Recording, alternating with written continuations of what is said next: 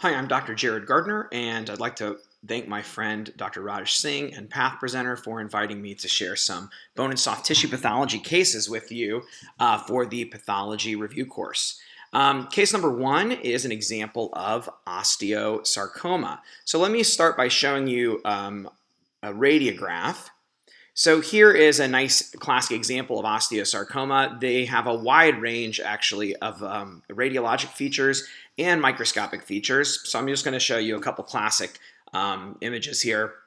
And also keep in mind that, of course, I am not a radiologist, so what I'm saying here is my best understanding, but I'm not an expert at this. This is a good example, though, of the mixed kind of lytic and sclerotic. The lytic are the lighter, I'm sorry, the blacker areas, and the sclerotic areas where the bone is thicker is the more dense white areas. So there's a mixture of lytic and sclerotic components here at the end of a long bone, and you can see that the tumor has grown out of the cortex and into the soft tissue, and it's beginning to make these hazy areas of white opaque substance, and those correspond to new bone formation, mineralization of osteoid that's being created by the tumor as it invades the soft tissue, and that's very characteristic of an osteosarcoma. And the other thing is, look what happens to the adjacent bone. The periosteum here has begun to lift up and elevate off of the surface of where the normal bone should be. So that periosteal reaction and periosteal elevation is a characteristic feature of osteosarcoma. And in some cases like this one, you get to see this feature, which is called Codman's triangle, that everyone likes to learn about in med school, that the lifting of the periosteum and elevation off of the surface of the cortex gives you this kind of triangular shape. So that's characteristic of osteosarcoma. Now let's look at the pathology. Here's a core, and you can see that this lesion is composed of very atypical hyperchromatic pleomorphic spindle cells. And these cells are intimately associated with these little strands of dense pink collagen. Now this is osteoid, and it can be hard sometimes to tell apart, well, what's just collagen and what's osteoid? Because remember, osteoid is collagen. It's collagen type 1. So the best evidence, I think, is when you can see these little strands of pink stuff become mineralized and pick up calcium and start to turn into calcium hydroxyapatite. Let me show you another area where you can see that going on. You can begin to see here this purple stuff. This is calcium. So as the tumor cells are making the pink collagen, and these little strands of collagen eventually become purple and pick up calcium, that's good evidence that what you're dealing with is truly osteoid. And a malignant neoplasm that produces osteoid is kind of the hallmark feature, basically, of what defines osteosarcoma. So there are different varieties and patterns. Areas like this look kind of like the osteoblastic pattern, where you have cells that kind of resemble osteoblasts but are much more atypical, and they're laying down these woven little strips of osteoid. That's an osteoblastic type pattern if you just had that. But in this one, we actually have other areas that look a little different. These areas actually look a lot like cartilage, atypical cartilage. So if you have a lot of this, we call it a chondroblastic osteosarcoma. And in, as you probably remember, osteosarcomas are most common in young people, in patients that are between 10 and 20 years of age, but it can occur in pretty much any age range, and there's a second peak in older adults as well. But the most common is in 10 to 20-year-old, and it's usually in the metaphysis of long bones. About half of cases occur near the knee. Okay, and so these, when you see atypical cartilage in a young patient, I always want to think of chondroblastic osteosarcoma before I think of chondrosarcoma, because young people don't usually get chondrosarcoma. That's a disease usually of older adults, whereas osteosarcoma is more common in younger adults. Okay, so this is an example of the atypical chondroid areas you can have in chondroblastic osteosarcoma. And we've seen the osteoid production by the tumor. As far as genetics go, there's a lot of complexity, but two genes to always keep in mind for osteosarcoma is the retinoblastoma gene, RB, and also the P53 gene. So patients that have germline retinoblastoma abnormalities have a higher risk of getting osteosarcoma, and also patients with Leaf-Romany syndrome where they have germline P53 abnormalities. Those are linked to osteosarcoma, but there's a variety of other genetics that is much more complex and outside the scope of this review. So osteosarcoma. Okay, next case.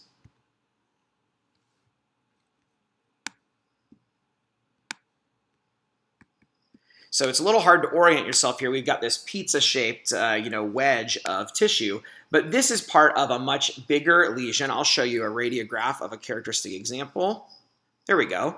So here is an x-ray from the knee, and you can see this mushroom here, this exophytic polyp growing out of the surface of the bone, kind of near the metaphysis area, and it kind of bulges out of the bone here. And note that the stalk of the lesion points away from the joint. See, it's growing not straight out, but it's kind of leaning back away from the joint space, and that's a typical appearance, what we're seeing here, of osteochondroma.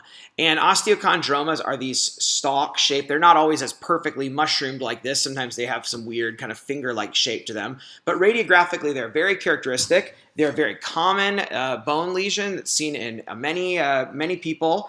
And they're often kind of discovered incidentally as solitary lesions, although some people have a syndrome called multiple hereditary exostoses, or MHE, that they develop numerous osteochondromas, and they have a higher risk of developing secondary chondrosarcoma from the surface of the osteochondroma. Exostosis, by the way, is an alternative synonym for osteochondroma. So in the long bones, an exostosis and an osteochondroma is the same thing. There have been some genes found to be associated with these, both the sporadic ones and the hereditary form of the disease, and these are the EXT1 and EXT2 genes. So EXT, think about that, it's like exostosis, so EXT is the gene to remember here. And they're usually in teens and young adults. Oops. So what we see microscopically is there's bone here, and then on the surface you have a cap of cartilage, a hyaline cartilage cap. So here's the cartilage cap, and the thickness of the cap is usually less than 1 centimeter. It can vary a lot by the age of the patient. That tends to be a little thicker in younger patients as the lesion's growing. And when you look at the cartilage, it does something kind of cool. Look at how it's like clustered into these columns and rows here that go all the way down, and then you can see the cartilage begin to transition into bone. So this is basically the tumor recapitulating endochondral ossification, which is the thing that you see in the growth plate of young, skeletally immature individuals. That's, remember, how the long bones grow and how they elongate and extend themselves. So this is basically making endochondral ossification. The cartilage cap is turning into bone down here, and underneath you have nice trabecular islands of bone.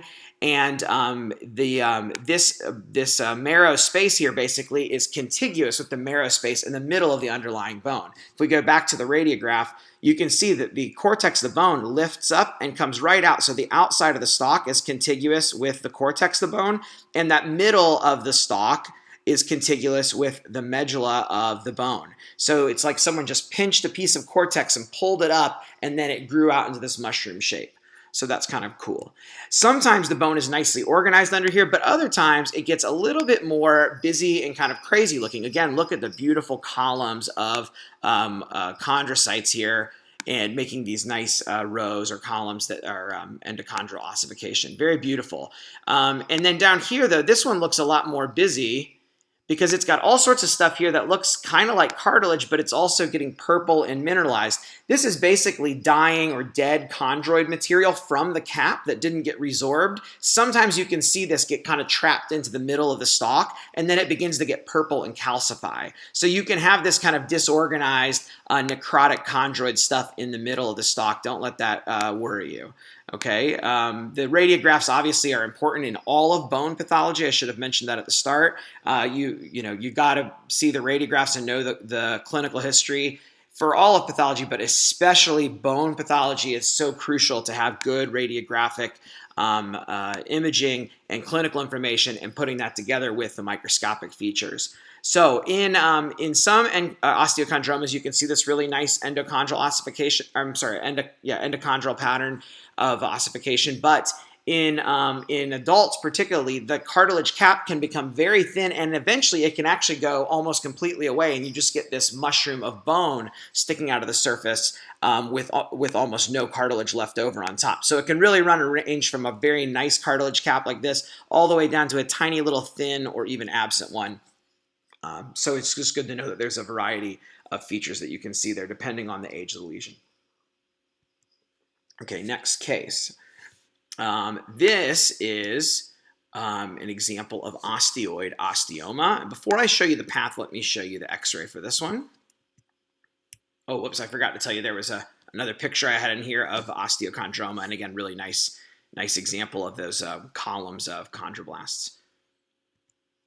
Okay, so here's the osteoid osteoma. So we're in a long bone, and you can see right here, see that little dark area? That's a little lytic lesion, or a nidus, N-I-D-U-S, nidus. That corresponds to the tumor. So the tumor is actually this little thing right here. And around it, look what happens. The cortex of the bone is kind of normal here, and then here it thickens. It gets a lot thicker. There's white kind of sclerotic bone forming, this reactive sclerotic bone formation around this tiny little radiolucent nidus in the center here. So that's a very characteristic radiographic finding for osteoid osteoma. Here's a closer look at the nidus and then the surrounding reactive bone change.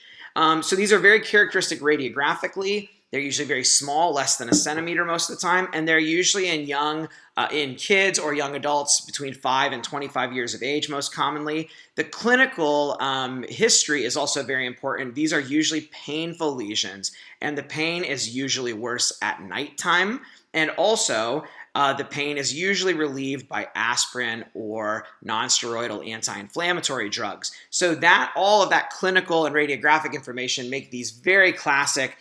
They are almost always obvious diagnostically to the orthopedic surgeon and the radiologist. They know exactly what they're dealing with here. And if you get one of these in the pathology lab, it's because it's being removed for symptom relief. So let's look at what the pathology is, okay? The feature of osteoid osteoma is that you have a bunch of osteoblasts that are creating a bunch of osteoid, which is in the form of these trabeculae. Let's go in closer. The osteoblasts are these cells right here. It's a little hard to appreciate them in this area of the scan. Hold on, I think the better area was over here. And spend some time when you're in normal bone looking at osteoblasts. They're plump, kind of plasmacytoid cells that got usually kind of a purple cytoplasm.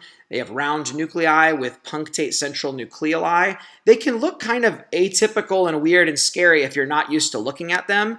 And in this case, though, they're nice because they all look kind of like each other. They're all very similar in appearance, and they're laying down osteoid. Now, the problem is that if you had a close-up area of one of these, if I told you this was from a lesion that looked like osteosarcoma on a radiograph, you could certainly be tricked into thinking, ooh, that could be osteosarc. It's cells laying down little woven strips of osteoid. So again, the clinical and radiograph is super important here, and the fact that this is a tiny little lesion is also very helpful. So the bone, the trabecular osteoid here can be of varying size. These trabeculae kind of weave together and interlace with one another. Sometimes they're thin and small trabeculae, kind of like we saw out here. See, they can be kind of small little strips of trabecular osteoid production, and then sometimes they get tangled up into these big sheets of dense sclerotic osteoid. So it can really run a range and have a lot of variability, and sometimes there's not much mineralization, not much purple. Sometimes there is more purple mineral calcium deposition. It just varies from lesion to lesion. So a good example of osteoid osteoma, and of note, osteoblastoma is very similar in appearance to osteoid osteoma. The main difference is the size of the lesion. Osteoblastomas are bigger, and also some radiographic and clinical features, which we're not going to go into because it's a little complicated. But for just your memory, remember that osteoblastoma and osteoid osteoma are basically kind of two ends of a spectrum. They're related to each other, and they have a very similar appearance microscopically. So a lot of times we don't see a nice big piece like this because osteoid osteomas can get sometimes curetted out. It depends on the situation clinically and how the surgeon's able to get it out. But I feel like most of the cases of osteoid osteoma that I've seen were not a nice big piece of tissue like this. This is a kind of a rare treat to get to see one in such a beautiful, nice laid out piece of tissue. Usually they're more fragmented in my experience. And again, a look at the osteoblasts. They have that kind of plasmacytoid appearance, and don't let the purplish staining of the cytoplasm make you think that they're big and pleomorphic, okay? they are not. And you look, there are a couple little osteoclasts, giant cells in here. Remember that in all sorts of bone lesions, both neoplastic and non-neoplastic, you can find giant cells, osteoclastic giant cells. They are a normal part of the bone that participate in bone remodeling. And you can even, look, you can see it happening here. Even though this is an osteoid osteoma, this little osteoclast is trying to eat away at that bone and remodel it. They know their job, and they're around in the bone. And so just because you see a giant cell doesn't mean it's a giant cell tumor. Lots of bone lesions have giant cells. Just remember that. So osteoid osteoma. Okay, next case. Now, speaking of giant cells, this is an example of giant cell tumor of bone. And before we look at the path, let's check the radiographs. Giant cell tumor of bone tends to arise in the epiphysis, that's the end of long bone, so the end of the long bone right underneath the joint space, okay? And they make these large lytic lesions that kind of expand and push outward a little bit, and they can have this kind of soap bubble appearance. Some people have described them as that in some cases, but they're usually well circumscribed and lytic, and we can tell it's lytic because look at the whiteness of the bone here from all of the normal bone that's mineralized in there. Over here, that bone has been replaced by a cellular neoplasm that doesn't have much bone or mineral in it, and that's why the x-rays can go through it more and it looks darker as opposed to white, okay? So this lytic lesion here underneath the joint space at the end of a long bone is characteristic of giant cell tumor of bone. So just while we're on that, the main things to keep in mind when you see a lytic lesion in the epiphysis, the end of a long bone, is to think of, in adults particularly, think of giant cell tumor of bone. In younger patients, you can think of aneurysmal bone cysts. They can sometimes have some overlapping radiographic features. You can also think of clear cell chondrosarcoma, although those are very rare. And then also you can think of chondroblastomas, okay? So those are all lesions to keep in mind when you hear about a lytic lesion in the epiphysis. Those entities should enter your differential diagnosis. All right, now back to the pathology. So the characteristic feature of giant cell tumor of bone is, of course, giant cells, but not just any giant cells. The giant cells in giant cell tumor of bone tend to be very large and have tons of nuclei. Now, these are not the biggest, but there's quite a few nuclei in each of these giant cells. Sometimes there's like 100 nuclei. So I love it when I see these giant cells that are much bigger and have much more nuclei than a normal osteoclast would. And also look at how they're arranged. There's not just a few, there is a whole diffuse sheet of giant cells here. And then in between the giant cells are divided from one another by a whole sheet in between of these kind of oval to round or sometimes spindled uniform stromal cells. So these cells intervening between the giant cells, forming a solid sheet, that is the characteristic feature. Like this is a good picture right here of what to remember for giant cell tumor of bone. Now, of course, like everything that we're going to talk about, there are a wide range of variations, and that's outside the scope of what we can talk about in a review session. But basically, this is a nice classic example, in my opinion, of giant cell tumor of bone. And I think there's an area over here I wanted to show you.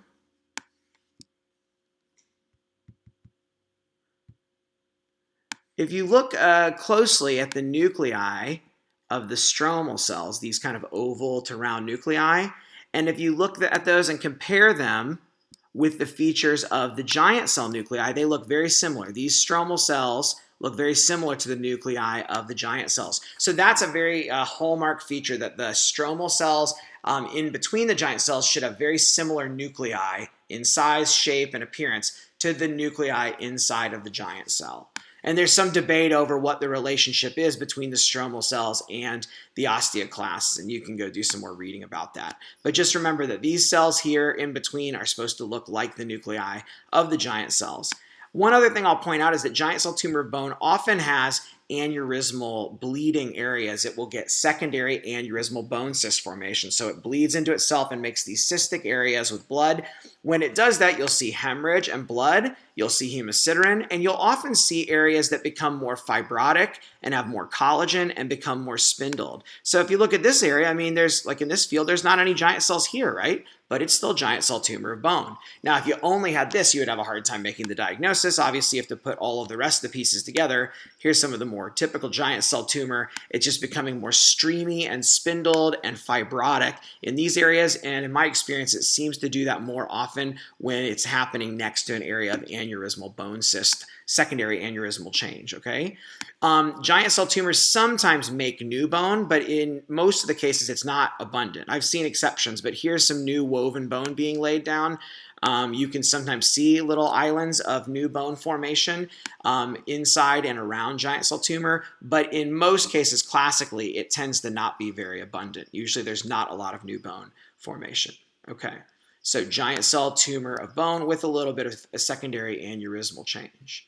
Next case.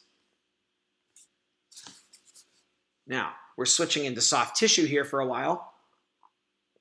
This is, I'll give you a classic history. This is a subcutaneous nodule on the forearm of an adult woman, and she has several other similar lesions on the forearm, and they're painful. So that's the classic clinical history of an angiolipoma. As the name implies, it has angio, vascular component, and fatty lipoma component, okay? And despite the name, these are actually not truly lipomas. They're probably more closely related to vascular tumors that just have abundant fat production. They're not just a lipoma with extra blood vessels. They have different, they're not molecularly the same as lipomas. So this is not just a variant of lipoma, it's a separate entity, even though the name makes it sound like it's a type of lipoma. The key is you're gonna find the fat looks just like any lipoma or like normal subcutaneous adipose tissue. It's just mature adipocytes. The key is finding these little clusters of small capillaries. And right here you can see them. These little clustered capillaries, they're very tiny little vessels. So we're not talking about a couple of extra big blood vessels and fat. We're talking about these very distinct clustered capillaries. And if the whole thing looks like a lipoma, but I only see, like, look here. If I see this little island of capillaries and the rest of the thing looks like a lipoma, I'm still going to call it an angiolipoma. Sometimes you have just very, very tiny foci of these clustered capillaries. Other cases, like this one, have very prominent areas. Like, look over here. There's tons of vessels here. In fact, if you got a biopsy that just showed that, you would have a hard time recognizing it's an angiolipoma because it only has a tiny bit of fat. So it can run a range from being predominantly fatty to being predominantly vascular and everywhere in between. But to me, if I find even a little cluster of vessels, I'm happy to call angiolipoma.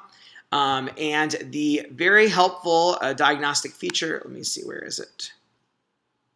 I think it's in here, is that within these little vessels, almost always, you have fibrin thrombi.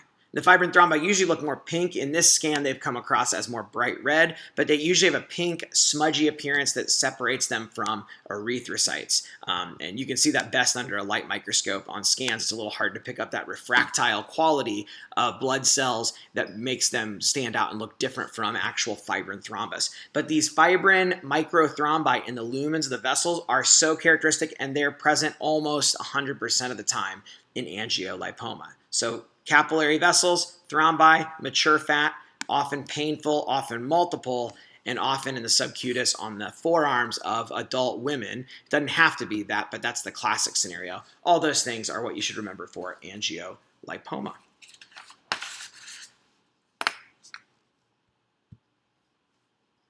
Now here's another tumor with a female predilection. This is a nodule from the subcutis in the vulva. And this is an example of angiomyofibroblastoma.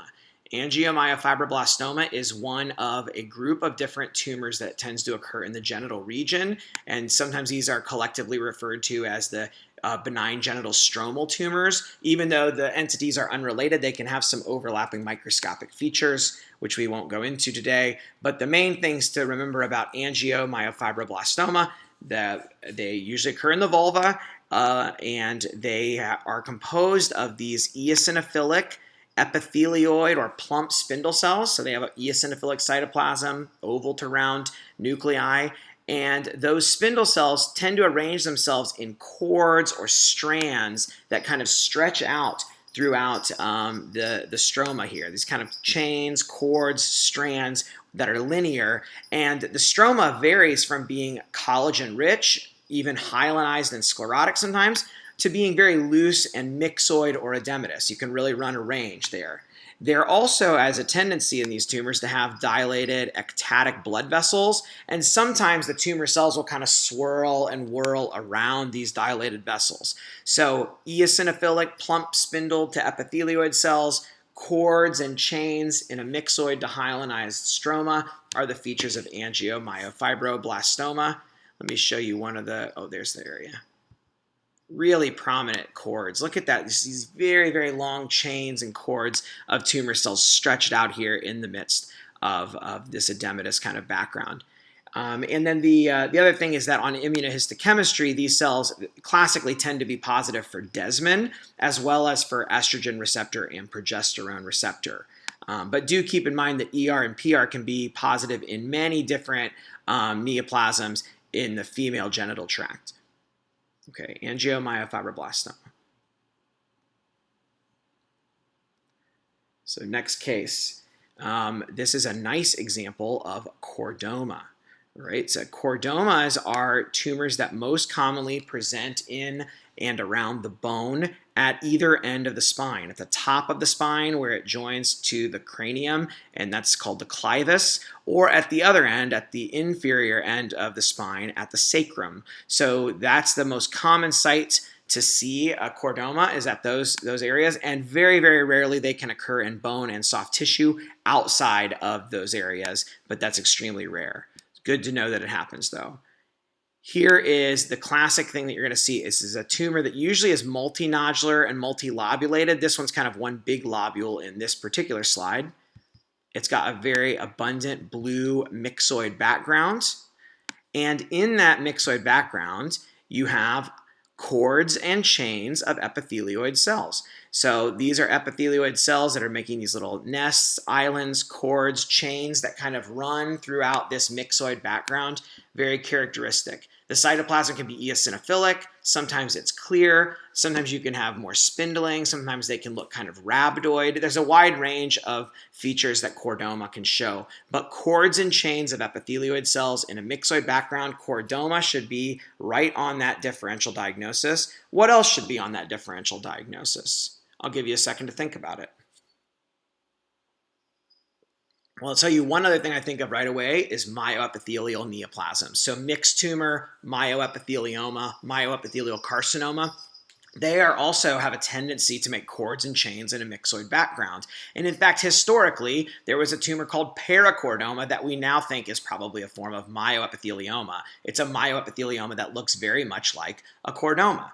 Okay, so the other thing to remember is immunohistochemically, chordoma has a unique immunoprofile. It tends to be positive for keratin and also EMA and S100. So keratin plus S100 together, not a lot of things have that, but chordoma is one of the things that does. And the other thing that looks like that, or that stains like that, is actually myoepithelial tumors. They tend to be keratin and S100 co-expressing. So this is why historically it was so hard to tell those two apart, because they look the same and they can stain the same. Now we have a newer marker and it's called brachyury. It's a nuclear marker that is very specific and sensitive for chordoma, but it's going to be negative in myoepitheliomas, okay? And there are some other things that can make cords and chains too, like extraskeletal myxoid chondrosarcoma, which can have some overlapping morphologic features with chordoma, and a variety of other things too. But those are some important ones to keep in mind. Let's go to another area over here. The cords and chains are not quite as thin and stretched out. Here they're kind of larger, thicker cords and chains, kind of almost like islands and nests in a way of tumor cells. The tumor cells have a lot more cytoplasm and larger nuclei here. And then another area up here I'll show you. And the reason I'm pointing this out is look at the prominent vacuolation and bubbliness of the cytoplasm. So these are called phycilliferous cells. And this is a kind of a multi-vacuolation of the cytoplasm. That's a very common and classic buzzword for chordoma.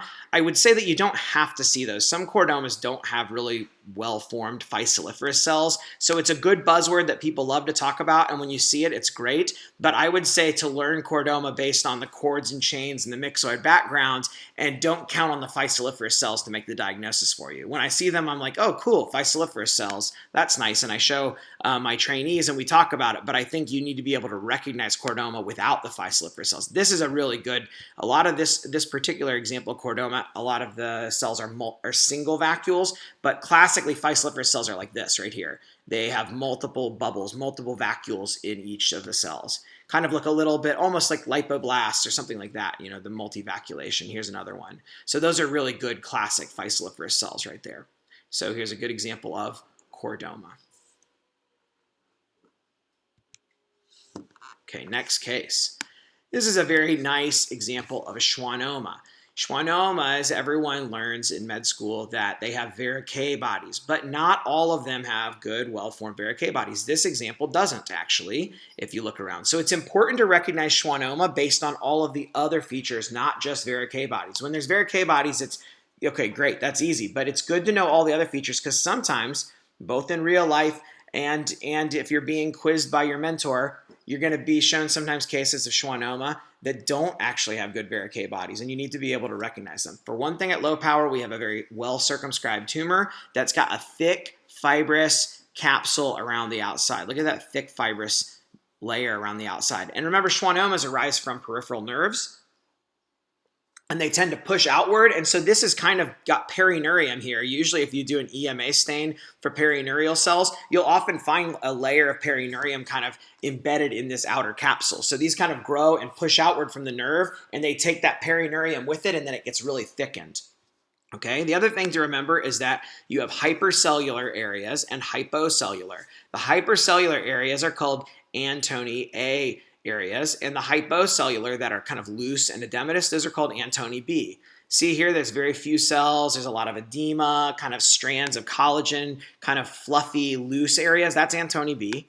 And Antony A is the cellular area. When you find Verrier bodies, they're going to be in the Antony A area. You can remember that Verrier rhymes with A. Also, you can remember that Verrier bodies are made of a bunch of nuclei, and to find a bunch of nuclei, you have to be in the cellular area. But like I said, this case, look, I don't see any Verrier bodies. I see a lot of spindle cells scattered around here, but we'll talk about the cells in a minute. You got to learn all the other features before we talk about the cells. These dilated vessels with thick sclerotic walls, and often with hemorrhage and sometimes fibrin deposition, that's very characteristic of schwannoma. Schwannoma usually has a variety of changes in the blood vessels. Sclerosis and fibrin deposition in the wall of vessels is a very common finding. You can even see it from low power. Look how thickened the walls of all these vessels are. It's very characteristic. And here's an example, actually, where there's actually like a fibrin thrombus filling up a vessel here in the middle of this schwannoma. All right? And hemorrhage is very common, and when you have hemorrhage, of course, hemosiderin can be seen as well. Now, let's talk about the spindle cells. The spindle cells often have scattered pleomorphism. Hyperchromatic, atypical spindle cells scattered around is a really common finding for schwannoma. It's actually kind of a reassuring diagnostic clue. Oh, there's some hemosiderin. Look at that. So scattered pleomorphism is very typical and characteristic of schwannoma and is not a sign of malignancy. And in fact, other nerve sheath tumors like neurofibromas and sometimes granular cell tumors can sometimes have scattered atypical cells in them, okay? So in nerve sheath tumors, Schwann cells do that sometimes.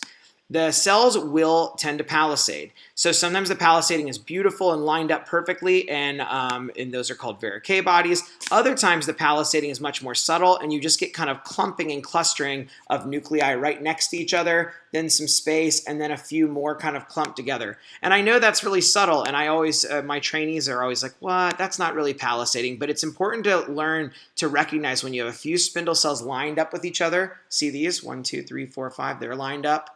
These are lined up, these are lined up, these are lined up right here. Those are lined up there. I know it's subtle and I know it's hard, but learning to recognize subtle palisading of nuclei is really, really important, not just for schwannoma, but a variety of other spindle cell tumors can have subtle palisading. And when you can recognize subtle palisading, that can be a useful clue to help you recognize those other tumors. All right, so here, without Verrucate bodies, we have an obvious example of a schwannoma. Of course, S100 and SOX10, which are stains that stain Schwann cells, will strongly and diffusely stain this, but in many cases, the diagnosis is easily made on H&E. Here's some more kind of vague palisading in here. There's a little palisade there, a little one here, a little one there. Okay, next case. Here's a large, deep mass, 15 centimeters in the thigh of an elderly adult. This is the classic scenario where we see many different high-grade sarcomas in adults. The thigh is the most common site. They're usually large and deep, and by the time they're discovered, they're pretty big. And when you go in closer, you see sheets of super ugly pleomorphic cells, bizarre pleomorphic nuclei, hyperchromatic, big nucleoli. The shape of the cells can range from like almost epithelioid, like we see here, to other areas that can be more spindled. Oh, look at that guy. He's got like 2 nucleoli, just huge. The bizarre, wild range of pleomorphism that you can see in adult high-grade sarcomas is unbelievable sometimes. Here, these are areas where it gets a little more spindled. Okay, so when we see a high-grade, ugly sheets of spindle cells as a solitary, large, deep soft tissue mass in an adult, and they've got no history of cancer, you're probably dealing with a high-grade sarcoma.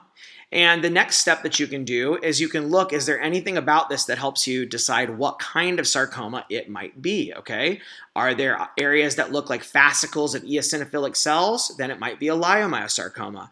Are there areas with obvious rhabdomyoblasts? That can be hard to tell. Sometimes a lot of tumors have cells that look kind of rhabdoid, but you could think about rhabdomyosarcoma, like a pleomorphic rhabdo, which, although rare, do occur in adults.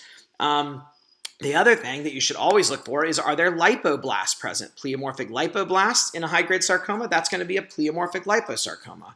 Or is there a well-diff liposarcoma adjacent to this tumor? If there's a well-diff liposarc right next to, if there was well-diff liposarc here, and sheets of high-grade sarcoma right here, then this would be called a D-diff liposarcoma. So the context and finding other components are what help you. But if you don't find any obvious line of differentiation, and you do some stains and prove that it's not a carcinoma or a melanoma, what I usually do with a tumor like this is I do 4 stains. I vary this depending on the situation, but I usually do a pan-keratin, an S100, an actin, and a desmin. And if those are all negative or have only rare focal staining, then I would say that this is an undifferentiated pleomorphic sarcoma. The old name long ago for this was MFH, malignant fibrous histiocytoma, and that name's been obsolete for many years now, so don't use that.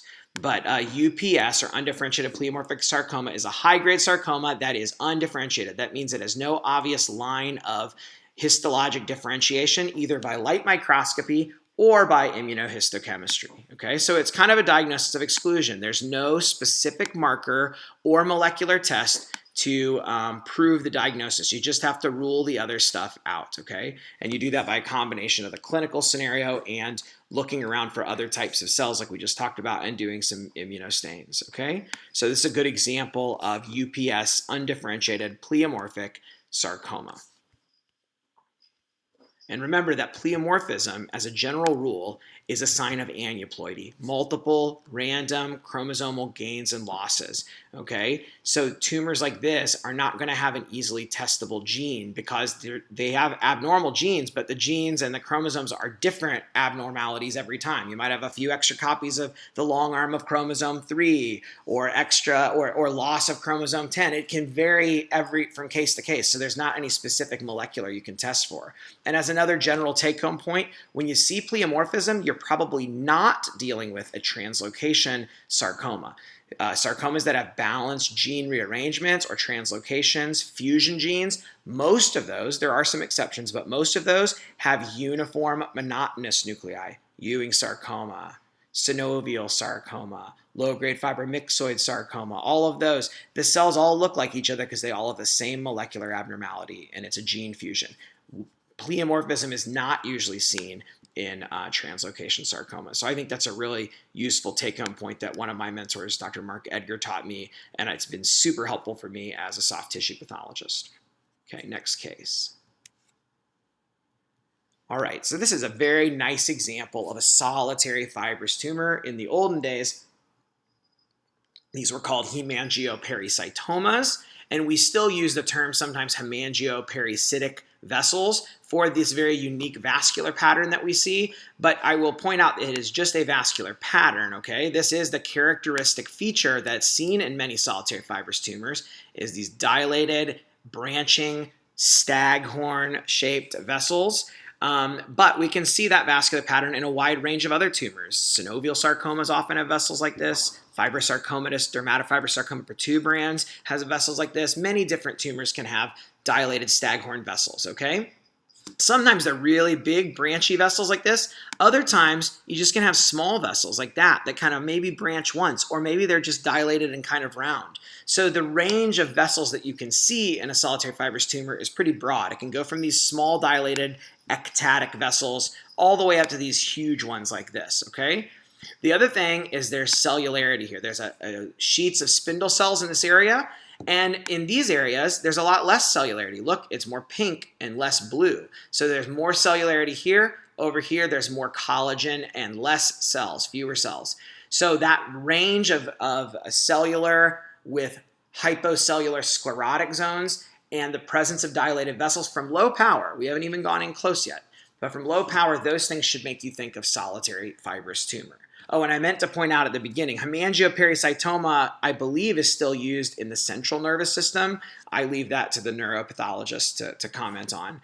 But elsewhere in the soft tissue, outside of the CNS, we don't really use the term hemangiopericytoma anymore. There is one tumor in the nose called a glomangiopericytoma, or a sinonasal hemangiopericytoma-like tumor. Those are thought to be variations and kind of relatives of glomus tumor, and that's about the only time that the name hemangiopericytoma comes up anymore in modern soft tissue pathology, again, outside of the neuropath world.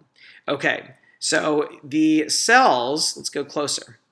The cells of solitary fibrous tumor are usually these bland, oval to spindle shaped, kind of plump spindle cells, or oval nuclei, and they often have abundant collagen in between them. Sometimes you get these like ropey collagen bundles in the backgrounds. The vessels often have thick sclerotic walls. There's often sclerosis, and sometimes there are big zones of, like here, these big areas of hyalinization where there's very few cells right around the vessels. That's characteristic of solitary fibrous tumor. And then over here, in the more cellular zone, you can see the cells again, very bland usually. There are malignant forms and high-risk forms of SFT. That's a conversation for another day. But if you start seeing pleomorphism or a lot of mitoses or necrosis, those are features that can concern you that maybe you're dealing with one of the higher risk forms, okay? And then the cells in general are supposed to be arranged like this in a patternless pattern.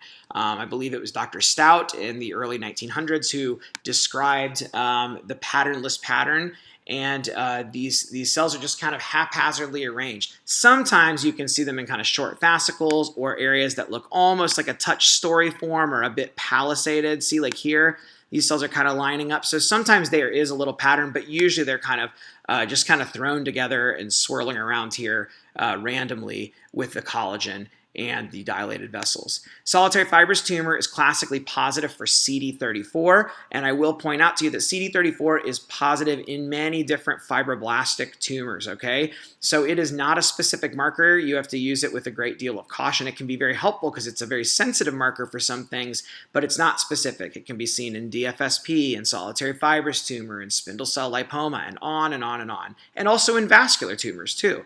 So it's useful in certain contexts, but CD34 is relatively nonspecific.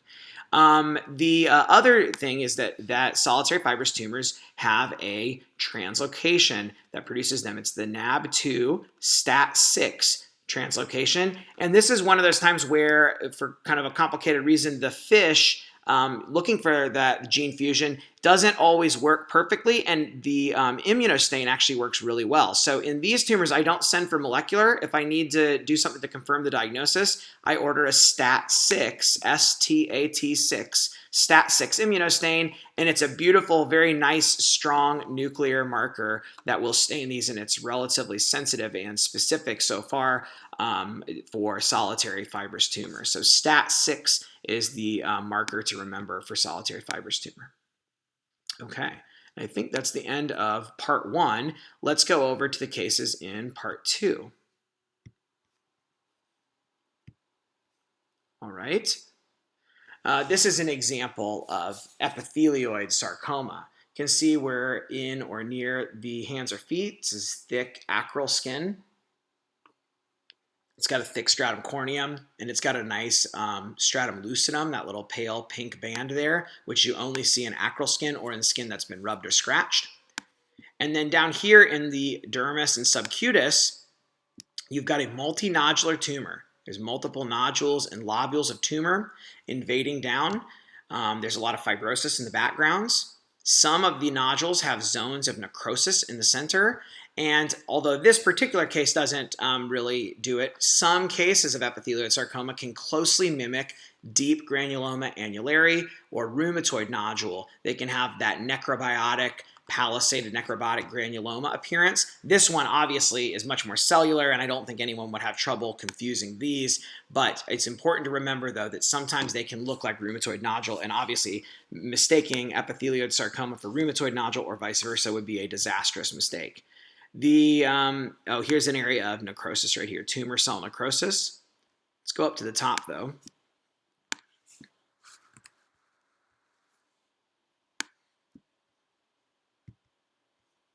And take a look at these tumor cells. They are epithelioid cells. They have a lot of abundant pink cytoplasm. The pink cytoplasm in some cases is so dense and abundant that it almost gives the impression of like a squamous cell, a keratinocyte. It can look like it's so dense, and that's because these cells are in fact loaded with cytokeratin filaments in their cytoplasm. So if you do an immunostain, they will be positive for cytokeratin and also for EMA. Okay. So it's important to not mistake them for carcinoma because of they have an epithelioid appearance and they stain with epithelial markers like EMA and keratin. So the growth pattern here, this multiple nodules in the dermis, that would not be typical of carcinoma except for maybe, say, a metastasis. And also, most of the time, epithelioid sarcomas arise in children and young adults. I've seen them in people as old as 90 years old. I've seen them the whole range of ages, but they are much more common in they more commonly arise in young people, okay? They are actually quite a rare tumor, though, overall. So I guess I shouldn't say they're common, but when they do arise, they have a tendency to be in young people. So they have abundant pink cytoplasm, and the nuclei are round or oval, and they often have this cleared out, very vesicular, pale chromatin, okay? It makes them have this kind of shiny look, this kind of white look to the nuclei. That's another thing that Mark Edgar taught me, is that it's like the light's reflecting off of them. He just has, Mark has such a great way with visual analogies that really work and resonate with me, at least. So this vesicular chromatin that's got a kind of white or appearance to it is characteristic. There's often punctate or even big prominent nucleoli in the middle. And usually, if you look around, you'll find mitoses, mitotic figures. I will point out that both granuloma annulare and rheumatoid nodule can have mitoses too. But usually, if you go to higher power, you can easily see that there's a lot of atypia in these tumors. And that quickly tells you that you're not dealing with a rheumatoid nodule or a granuloma annulare. So if there's any doubt, you can do immunostains. Keratin and EMA will stain this. CD34 is often positive. Like I told you, it's not a specific marker. And in the old days, people would try to do combinations of that. But now we have a much better marker, and that's the nuclear stain INI1 or SMARCB1, SMARCB1. And that stain is lost in the nuclei of epithelioid sarcoma in most cases, okay? So you'll have positive staining in the background normal cells, but the tumor cells will have negative nuclei, loss of INI1. Now, that's not a specific stain. There's a growing list of tumors that have INI1 loss, rhabdoid tumors in the brain, atypical teratoid rhabdoid tumor in the kidney, and a variety of others. And you can go and look that up online and study that, because that's a hot topic and a growing area of interest. and research, so know about the different tumors that can have I and I1 loss. But in the setting here of, usually these are the distal extremity of young people, often like on the ankle or foot or the hands or the wrist. And they can grow for a long time before they're diagnosed, unfortunately, and they tend to metastasize kind of in an almost sporotrichoid pattern where they spread in the soft tissue and the skin upward, up the extremity, and they get into the lymph nodes. They often, unlike many sarcomas, most sarcomas do not go to lymph nodes, but the ones that do, epithelioid sarcoma is one of the ones that commonly will metastasize to lymph nodes. So very bad, a very aggressive tumor, unfortunately. And thankfully, it's very rare. So epithelioid sarcoma.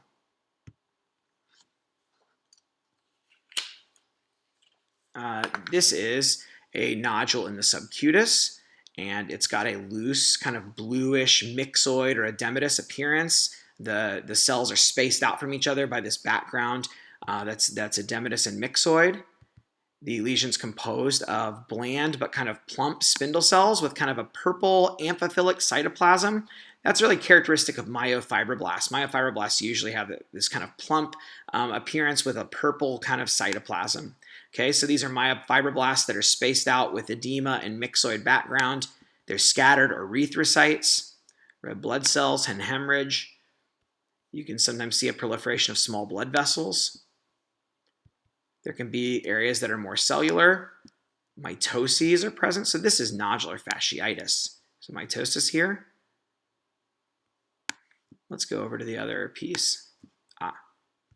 So one feature of nodular fasciitis that I find really helpful is the presence of myxoid cystic degeneration. The lesion tends to get this cystic change where the cells break apart and fall apart and leave cystic spaces. Sometimes it's very small and focal like this. There's just some very focal cystic degeneration here. Other times it can be larger cystic spaces, okay? The cellularity can vary from being real loose and up to other areas that can be more cellular. And sometimes the cells will be arranged in short fascicles, but in general, you don't see broad sweeping fascicles in nodular fasciitis. It's either short fascicles or haphazard arrangement of spindle cells. Sometimes you can have scattered giant cells, like these little osteoclasts scattered in here, particularly near these little cystic areas. You can see that.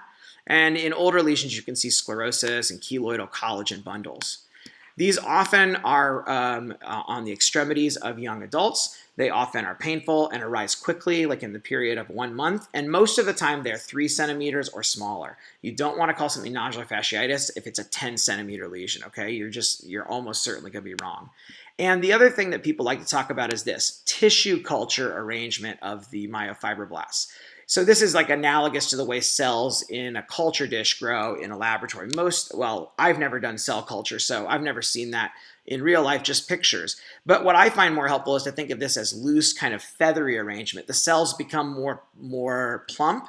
They stretch out little multiple cytoplasmic processes. They become more triangular, or the word that some people say is stellate, star-shaped. I think stellate, to my mind, doesn't look like a star. It looks like a triangle more. So I think stellate is kind of a misnomer. It's not like a real star to me. But these feathery areas where the cells kind of stretch out and spread out like this is what people call tissue culture arrangement, or I call loose and feathery arrangement. It's a very typical finding in nodular fasciitis. And again, don't worry about the mitoses. Mitoses are present, particularly in the earlier proliferating stage of nodular fasciitis. Mitoses can be abundant. You will not usually, though, you shouldn't find atypical mitotic figures. And even though the cells can be large and plump here, you shouldn't see big, hyperchromatic, ugly pleomorphic cells like we saw in that sarcoma earlier. You shouldn't see things like that.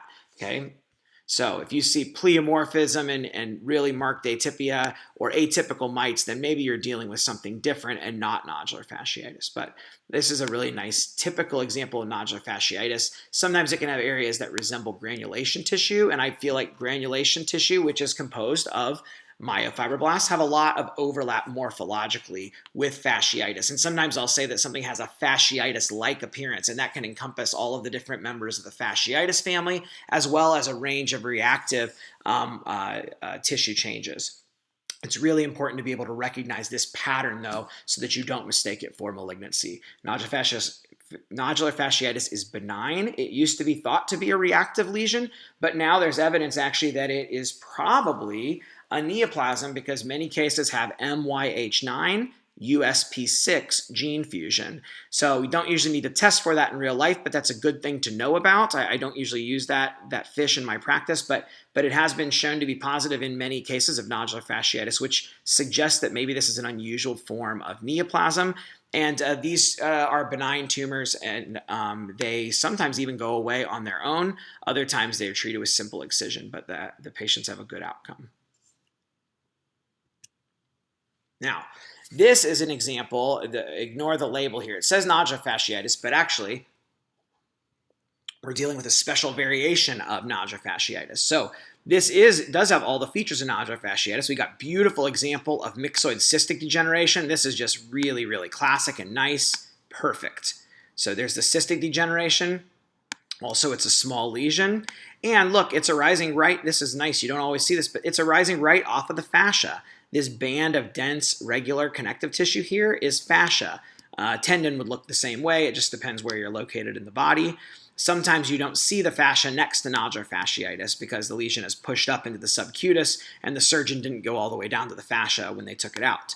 So in this case, though, you can see it coming right off of the fascia and growing up into the subcutis. We got the nice myxoid cystic change, loose backgrounds, spindle to stellate cells, hemorrhage, all the stuff we talked about. But there's also some extra stuff here that we're going to talk about.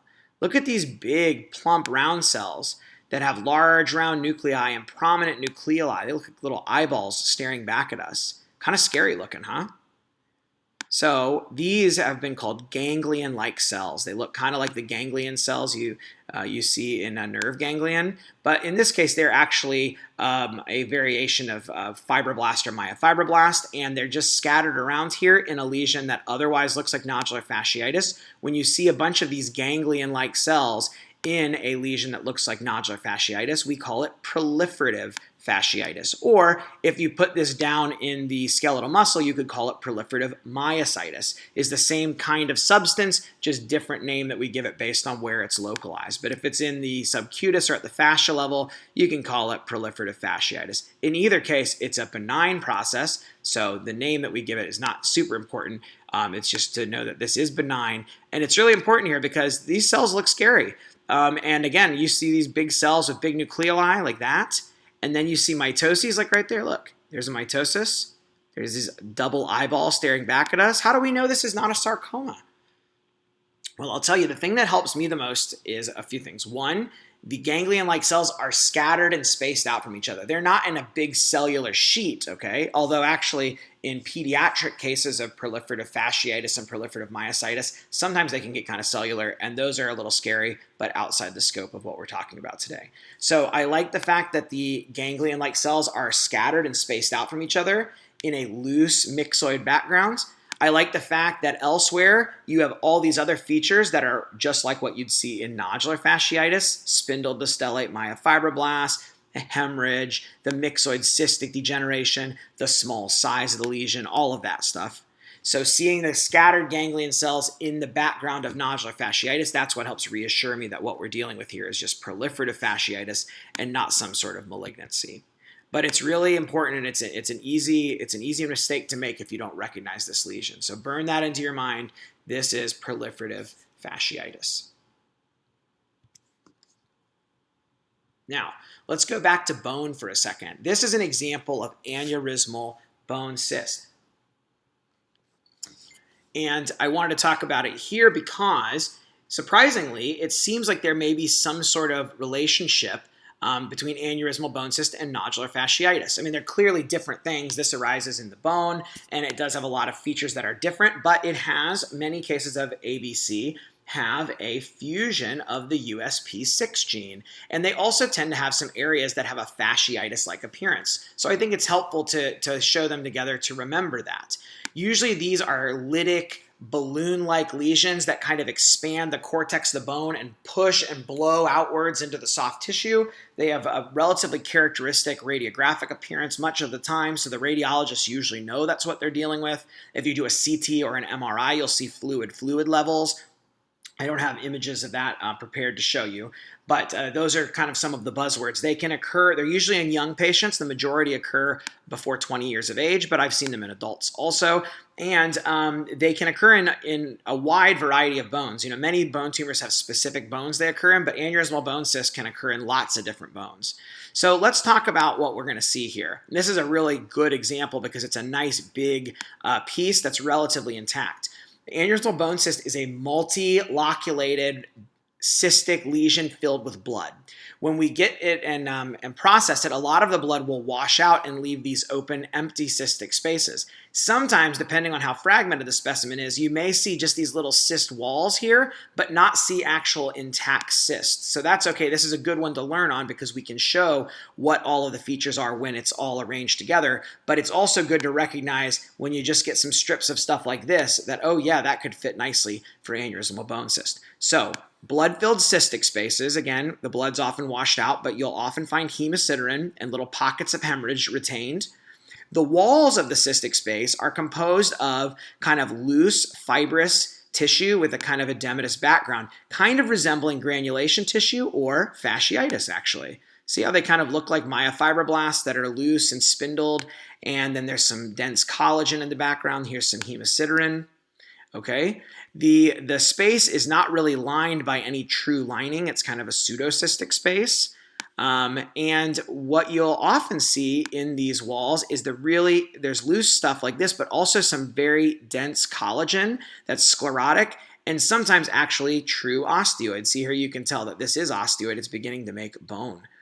And the bone, the osteoid production, often kind of forms these parallel linear arrays in the wall of the cystic space. See here? We've got this like strip of osteoid, of bone production here that's being laid down right along the septa of this cyst lining. So in between the cysts, you have these septa, and in the septa, you've got the fibrous tissue and also the dense osteoid sometimes being laid down. And it's kind of it can really run a range from really nice, well-formed bone down to just kind of dense sclerotic collagen, and it kind of can be everything in between. Okay, so we've talked about the septal lining, the blood-filled cystic spaces. There's often a lot of new bone production, a lot of reactive woven bone formation in and around aneurysmal bone cyst. Here's woven bone, these little islands of bone, and you can tell it's, well, let's see, this one's not as in focus. But woven bone is little thin collagen strands all mishmashed together, and it doesn't have the nice concentric lamellar rings that you see in lamellar bone. So woven bone is always a sign of new bone formation. So it's basically always a pathologic process. Not always malignant, but it's always abnormal to see woven bone, at least as far as I understand. Okay, so there's one other thing I wanted to show you. So nice example of the lining of the cyst, but look at these cellular areas here. You tend to have pockets of cellularity with large osteoclastic giant cells. So you can have areas that are giant cell rich in an aneurysmal bone cyst, and you don't want to confuse that with giant cell tumor of bone. Here's another area right here. See, there's like a collection of giant cells, and if you take one little area like this, it can look quite a bit like what you see in giant cell tumor of bone. And remember, giant cell tumor of bone can have aneurysmal bone cyst formation, secondary aneurysmal change. Okay, so the way to tell them apart, there are cases in real life that can be really challenging to tell apart and sort out for certainty. But here, the vast majority of the lesion is this kind of fibrous and fasciitis-like loose tissue and bone and septal lining for blood-filled spaces with only a few pockets of giant cells. So this is aneurysmal bone cyst. If the majority of the lesion is sheets of giant cells and then you have some little pockets of blood, then that would be better for a giant cell tumor of bone with secondary aneurysmal bone cyst formation. All right, here's another example or another area where we got some giant cells. See, there are a lot of giant cells here, but they're just these little pockets within the aneurysmal bone cyst. So it's actually quite common, though, to see pockets of giant cells in an ABC. So just remember that giant cells don't always equal giant cell tumor of bone. So this is a really nice example, again, of aneurysmal bone cyst, and If you look in the links, if you haven't seen the slides ahead of this, you can go back and review these slides on PathPresenter. The links will be posted with the video. And this is a good slide to spend some time exploring to really get a feel for the classic features of aneurysmal bone cyst.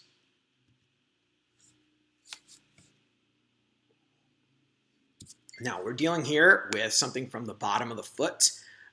Here is dense regular connective tissue, a big thick bundle of it. So this is tendon, and you can see these are fibroblasts and really thick collagen in between. So this is tendon, and the coming right off of the tendon is a spindle cell lesion, and it's ill-defined, and you can see it's growing right out. Here's the tendon coming along. And then here's the tumor cells that just kind of arise right out of the tendon and grow and form this nodule. It looks relatively blue compared to the pink of the background tendon. And the cells, though, are very bland, and they're arranged in these broad sweeping fascicles. See, look at all these, I'll get it stabilized here. All these spindle cells, they're all running in the same direction, kind of sweeping across the screen. They're parallel to each other. And the spindle cells, even though that's kind of cellular, each of the cells is divided from its neighbor, more or less, by strands of pink collagen. There's little collagen fibers in here. So these are fibroblasts or myofibroblasts. I use those terms. I lump those two together diagnostically because they often have kind of an overlapping feature, myofibroblasts and fibroblasts. So for the purposes of talking about lesions, I just say it's a fibroblastic or myofibroblastic lesion. I think of them as the same thing. So in any case, though, this is an example of fibromatosis. It's got some similar features to what you'd see in desmoid fibromatosis elsewhere in the soft tissue, but in plantar fibromatosis, it looks a little different. For one thing, it's much smaller. Of course, it's going to be on the plantar surface of the foot, arising out of the tendon, and it tends to look more blue than desmoid fibromatosis because it's a lot more cellular usually. I feel like plantar fibromatosis tend to be pretty cellular, but even though it's cellular, the cells are divided from each other by collagen. So those broad sweeping fascicles is very characteristic. You will often find mitotic figures scattered in these. Do not be worried by that. That's a very common finding, particularly in plantar fibromatosis. Now, closely related to plantar fibromatosis is palmar fibromatosis, or Dupuytren's contracture, which arises in the tendons in the hands. But those are usually really tiny lesions. Sometimes you might find like just an area like this. Just a couple little fascicles, and that whole thing is all that there was to the lesion.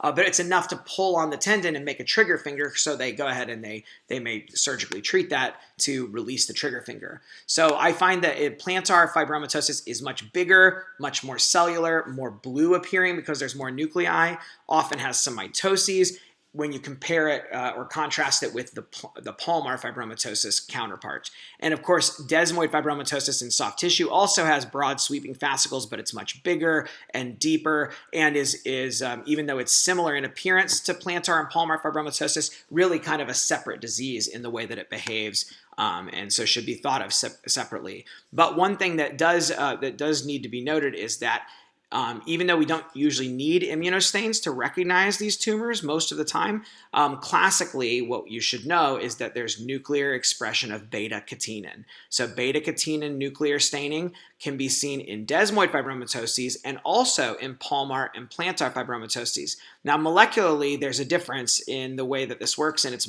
more complicated than we'll go into. That the desmoid tumors, though, have actual genetic abnormalities, either of the beta-catenin gene or of the APC gene, which regulates beta-catenin. Whereas in palmar and plantar fibromatosis, to my knowledge, there's not an actual genetic abnormality that causes this, but beta-catenin builds up through other mechanisms. So in any case, the outcome is the same, that there's going to be beta-catenin staining. In my personal practice, I don't find beta-catenin very useful usually because I think it's a very dirty stain that's hard to interpret. It often stains the cytoplasm, and it's only the nuclear staining that actually matters. So nuclear beta-catenin is the classic thing that's positive in fibromatosis. But like I said, I think in practice, the H&E morphologic features are much more important, and beta-catenin can be really challenging to interpret, for me at least. So that's palmar fibromatosis.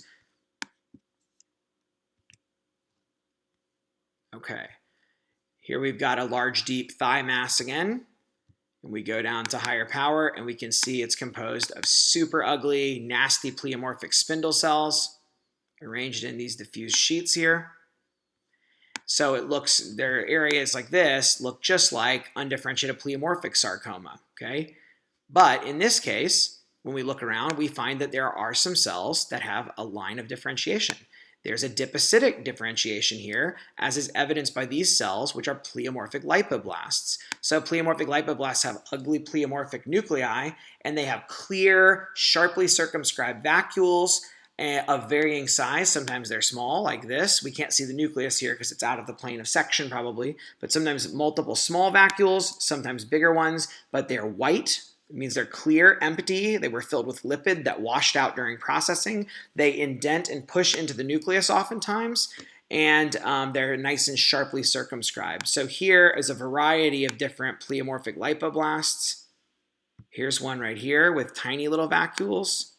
This one here has much larger vacuoles. So when you see a high-grade sarcoma with pleomorphic lipoblast, that is pleomorphic liposarcoma.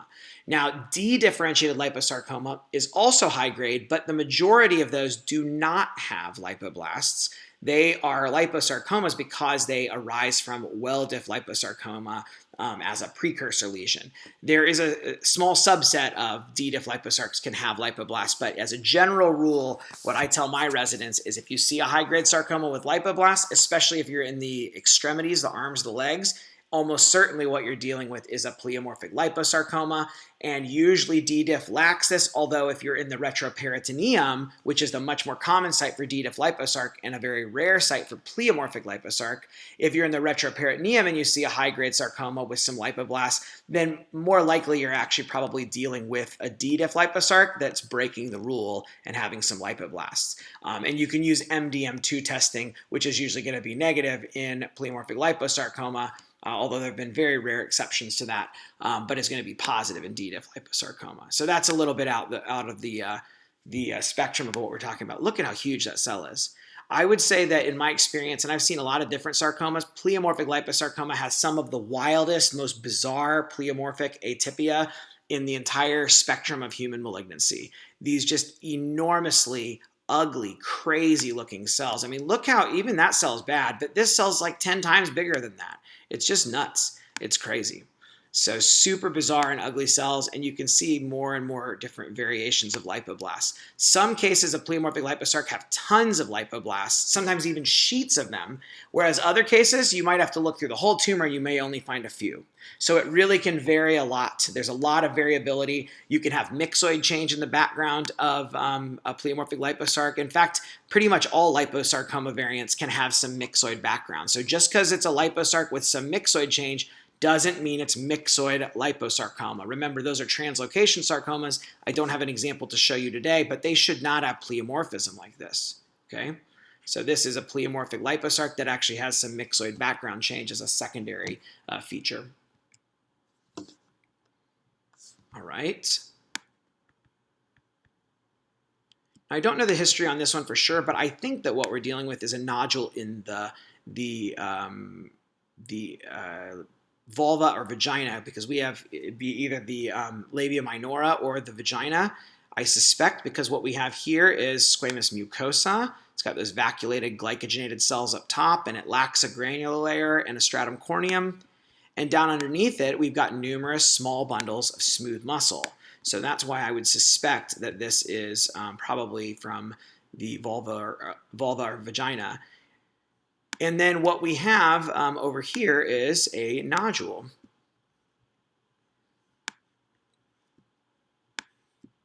Right beneath the mucosa.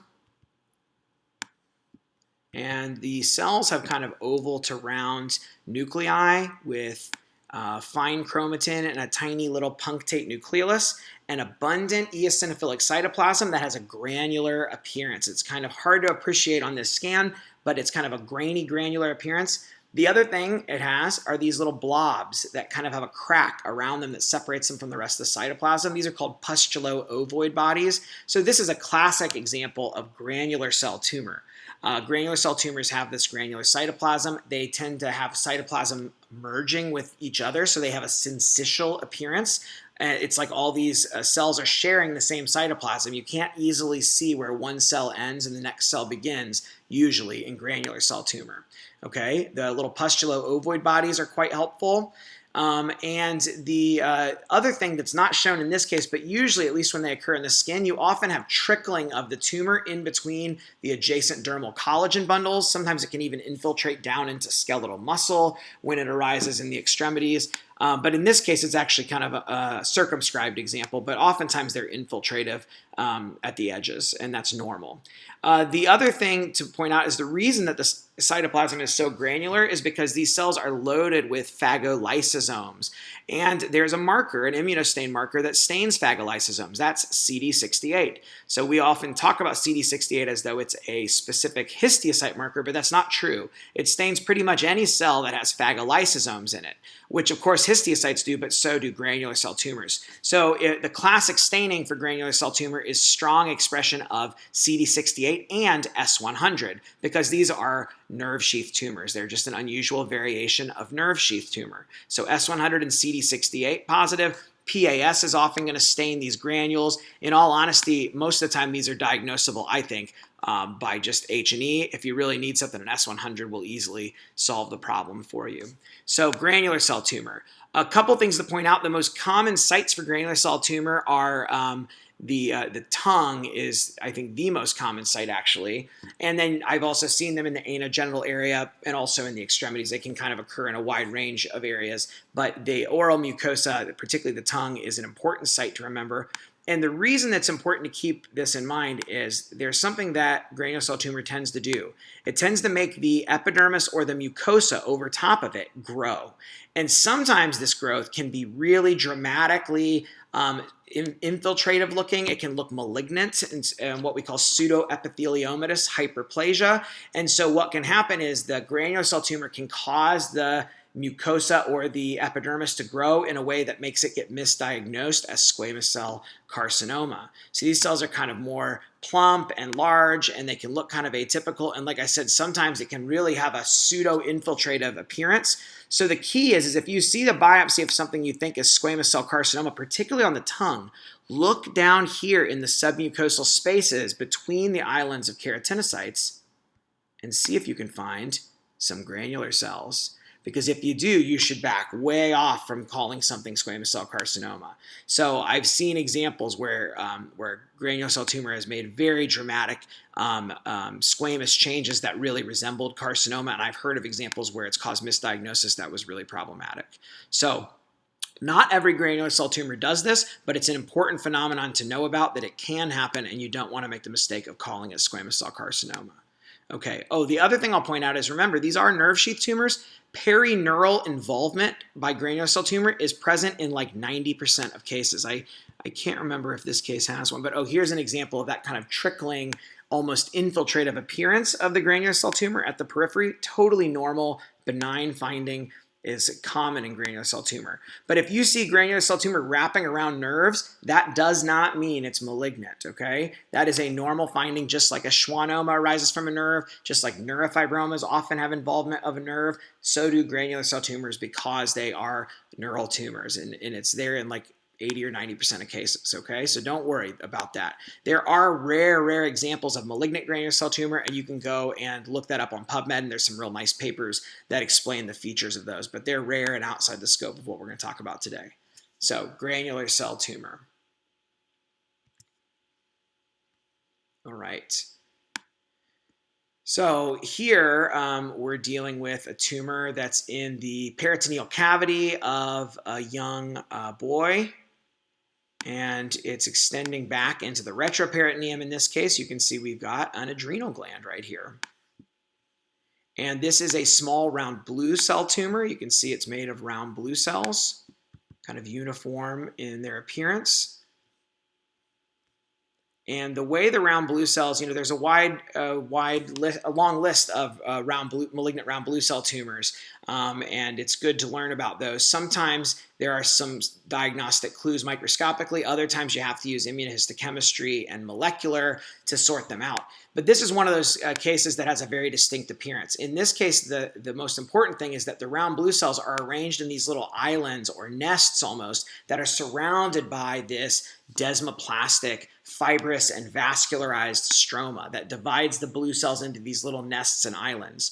So when you see nests and islands of blue cells surrounded by desmoplastic stroma in the abdominal or pelvic cavities of a young male, that's classic for desmoplastic small round cell tumor. That's actually the name of this entity, desmoplastic small round cell tumor.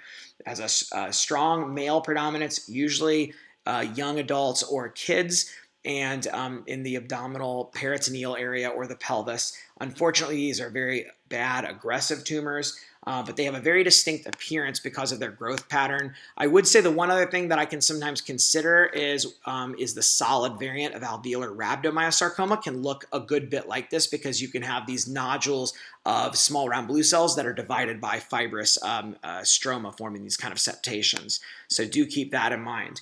The immunostain pattern is kind of broad and variable for desmoplastic small round cell tumor. A lot of different stains have been reported in this tumor, but I'll tell you the most important ones. The most important take home is that there's co-expression usually of keratin or EMA plus desmin. So keratin and desmin expression, which is not a very common combination, but you can see that here. I will point out, though, to remember that rhabdomyosarcomas, which are desmin positive, sometimes have keratin expression also, particularly the alveolar form. So don't mistake those, okay?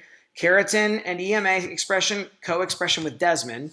And then also, WT1 will have nuclear staining with the C terminus WT1. So WT1 has both an N terminus and a C terminus, and it's important to know which antibody you're using in your lab because the one that's specific here that you're supposed to see is the C terminus WT1. So make sure that the antibody that you're using actually detects the C terminus, not the N terminus, and it'll be nuclear WT1 expression. Now, I'll tell you, I've seen cytoplasmic WT1 expression in a wide range of different things. I'm not really sure what, if anything, that ever means, but what we're looking for here is nuclear WT1, C terminus WT1, okay? And also do remember that like many small round cell tumors throughout the body, CD99 is often positive in this. So as my mentor Sharon Weiss once told me, CD99 is a marker of small round blueness. She was just joking, but I think her point's well taken that you can see CD99 in lymphomas, and you can see it in Ewing sarcoma and in other Ewing-like round cell sarcomas. You can see it in desmoplastic small round cell tumor. Lots of things can have CD99 expression, so it's a very sensitive marker of Ewing's, but it is not at all specific, and that's really, really important that you know that. So you can use CD99, but do not trust it alone to help you to tell you that something's Ewing's versus other small round blue cell tumors, okay? And finally, the reason WT1 is positive in this tumor is because molecularly, this tumor has a translocation of the EWSR1 gene and the WT1 gene. So the Ewing's gene, EWSR1, and WT1 are fused together here. Okay, so an important thing to think about is that remember the Ewing's gene, EWSR1, is rearranged in a lot of different tumors. It's a very commonly rearranged gene in soft tissue pathology and even sometimes outside of soft tissue pathology. So if you were wondering here between Ewing sarcoma and desmoplastic small round cell tumor, FISH for the Ewing's gene with a break apart probe is not going to answer that question for you because it's going to be positive for a break apart in both of those tumors, okay? So you have to be able to either FISH for the other gene or use RT-PCR. So it's really important when you're thinking about molecular testing in soft tissue pathology or anywhere that you know about what abnormality you're looking for. Is it a fusion? Is it a mutation? Is it an amplification? And also that you think about the other things in the differential and if they might have some similarities in the molecular abnormality that they have. And then you can figure out the best testing modality. So I would either use if I wanted to do a test here to prove this, I would either use a double probe fish that's got a probe for EWSR1 and another probe for WT1, so a dual break apart, or I would do RT-PCR that would find the EWSR1, WT1 transcript. And so those are the ways that I would approach that to molecularly confirm these. So desmoplastic small round cell tumor, a good example of a really terrible disease, unfortunately. So here we have a cartilage lesion. It's nodules of cartilage, not just one nodule, but multiple little islands of varying size, tiny islands, bigger islands, these irregular multiple nodules of cartilage. And we're not in the bone, we're actually in the soft tissue.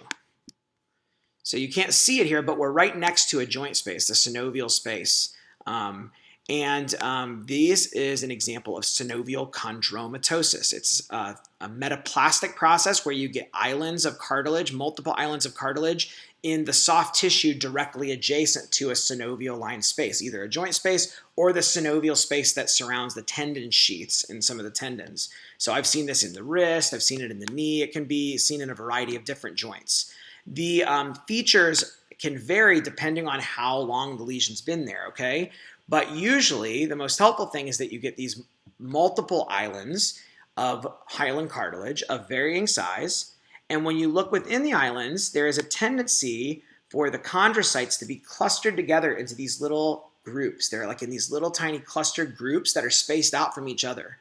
Let me show you. There's another area that I think is even better if I recall.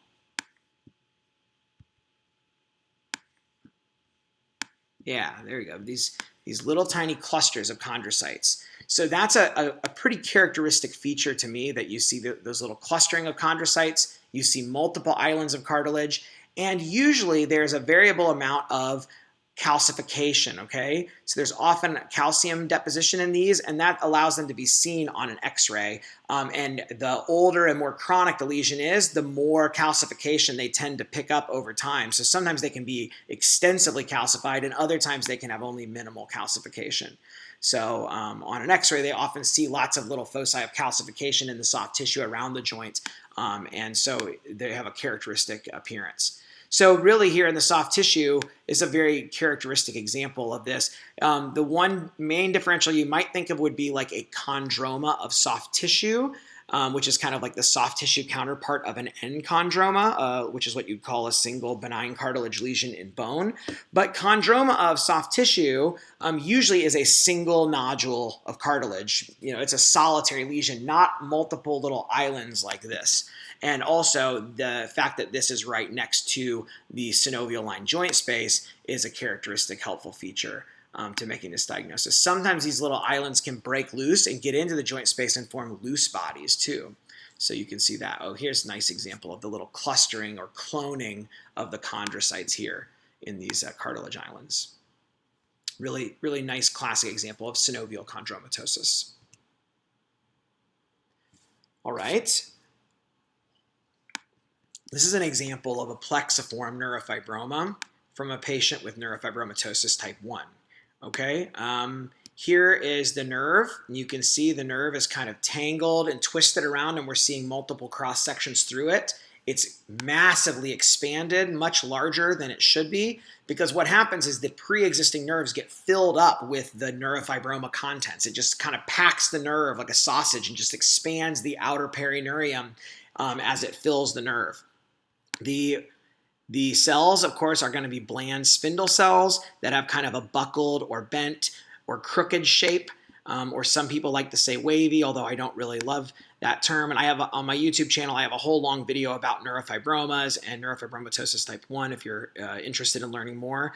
But you've got these Schwann cells as well as fibroblasts and perineurial cells all mixed together. You tend to have these little strips of or wisps of collagen in here that some people have likened to shredded carrots. And then usually there's a variable amount of myxoid, bluish myxoid material in the background. So all of that kind of haphazardly mixed together and expanding and dilating a nerve. And then you're going to, because neurofibromas are a tangled mess of nerves, grossly they have that bag of worms appearance. When you cut through them microscopically, you'll see multiple cross sections of nerve because of all of the different tangles of nerve getting cut through at different levels.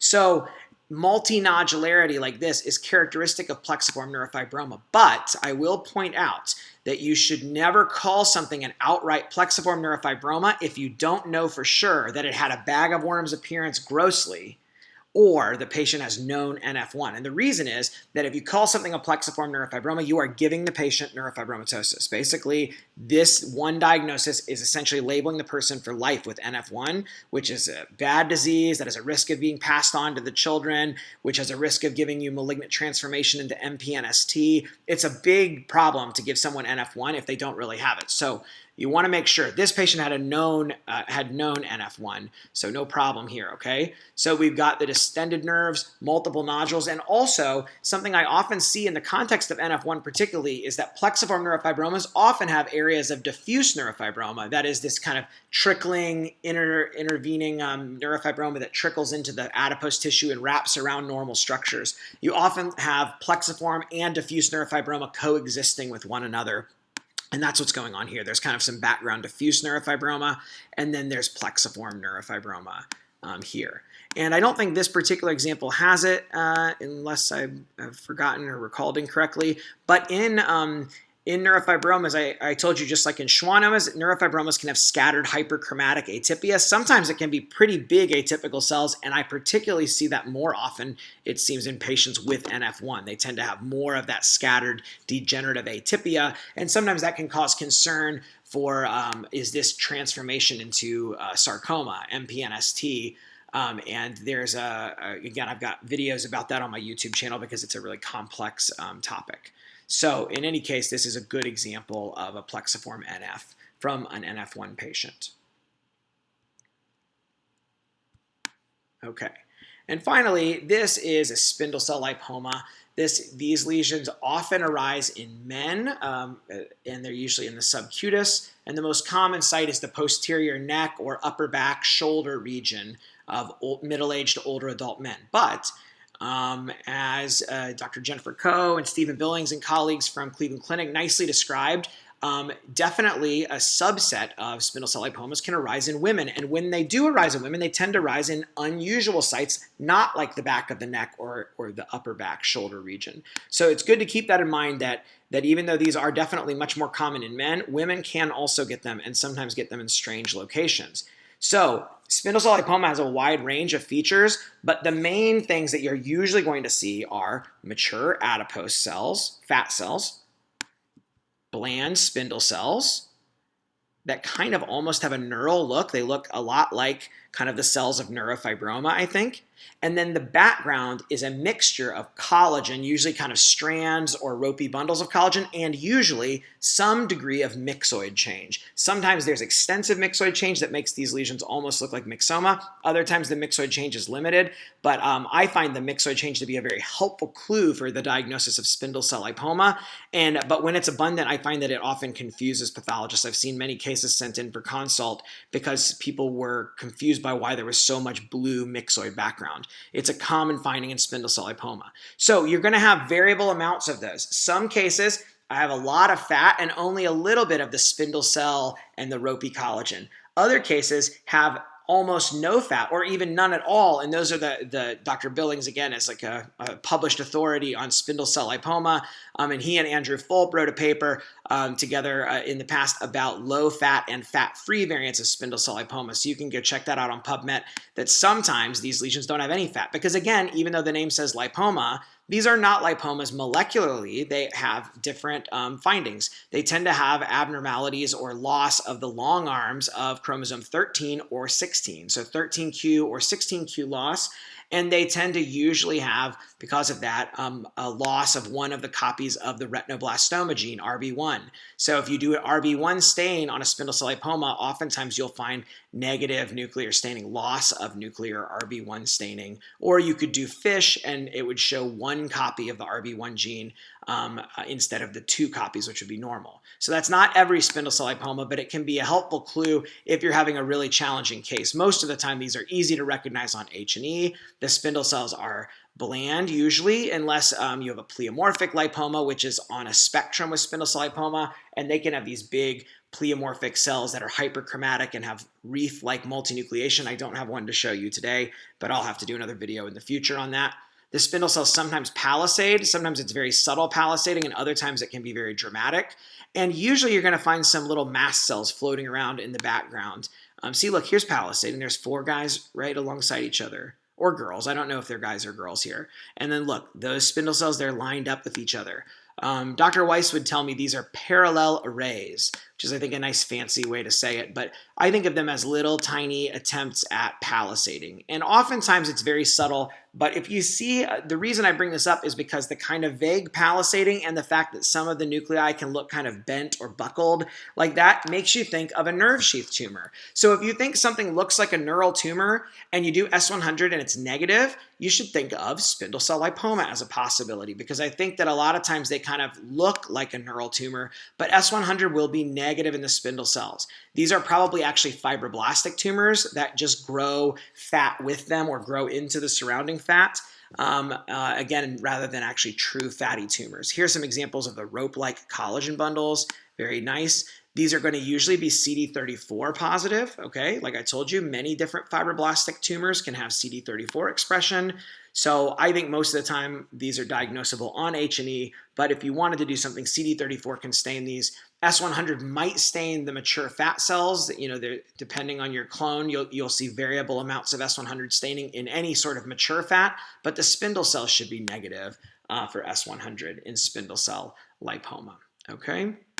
So a really nice example of spindle cell lipoma, and these are benign and don't cause any problems for the patient.